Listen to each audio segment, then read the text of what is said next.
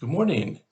This is John from the Springs Mennonite Church, and I'm here today to continue talking to you about events in the early adult life of Jesus from the Gospel of Matthew. And today I'd like to talk about a story in Matthew chapter 8, beginning with verse 23. And here's what we see. Then Jesus got into the boat and started across the lake with his disciples. Suddenly, a fierce storm struck the lake, with waves breaking into the boat. But Jesus was sleeping. The disciples went and woke him up, shouting, "Lord, save us, we're going to drown." And Jesus responded, "Why are you afraid? You have so little faith." Then he got up and rebuked the wind and the waves, and suddenly there was a great calm. The disciples were amazed and asked him, "Who are you? Even the winds and the waves obey you." Well, this story is not all that strange, knowing the topography of the region of this lake. It's a lake that's quite low in altitude, surrounded by really high mountains. And it's characteristically known for having sudden, fierce storms. So evidently, that's what's happening here. Jesus and the disciples get in the boat. They're going to go to the other side or going somewhere. That seems simple enough. I mean, many of the disciples were people who worked on the water, so they knew what they were doing. And they get in the boat, and Jesus falls asleep. I mean, it must have been a pretty nice ride for a while. I don't know about you, but uh, taking a boat out on the water is sometimes calming. And so that's what they were doing. And then all of a sudden, this incredible storm shows up. And it says that the waves were breaking into the boat, meaning that the waves were breaking and the water was going into the boat. Now, I'm not much of a boat person, but I'm pretty sure if the boat fills up with water, you got a big problem. Yeah. And so the disciples wake up Jesus because he's asleep in the bed. How do you sleep in the midst of that? I don't know, but he did. And and they said to him, "Lord, we're going to drown. Save us."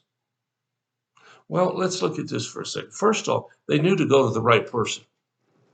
Sometimes when we have a problem, we go everywhere except where the answer is. At least you got to give the disciples credit. They knew who to go to. And they do. And they wake him up. And they are shouting, it says. I mean, they're pretty scared. So if you can envision this thing, this boat rocking and waving and up and down and water crashing on it, and these 12 disciples on the boat scared to death, and they wake up Jesus, and what does he say? Now, you've heard me talk about this before if you've listened to many of these devotionals, but I just keep saying it because it comes up again and again and again and again. Jesus responds to their waking him up, no doubt saying, "Help us, Lord, we're going to drown." And he says, "Why are you afraid?" Now, on the surface, that seems like a pretty dumb question. I mean, wouldn't you be afraid? Recently, I was on a boat in the Chesapeake Bay. It's a pretty good sized boat, but we had some, I don't know how big the waves were, but the boat was rocking so much so it was really difficult to walk on the deck of the boat. Now, I didn't think we were going to capsize or going to drown or anything, but I just gave up trying to move around, decided I'm staying put. And I did, because it's hard on those kinds of waves. And so when Jesus says to them, don't be afraid, it really seems kind of sarcastic. But his point is something beyond the waves. He says, you have so little faith.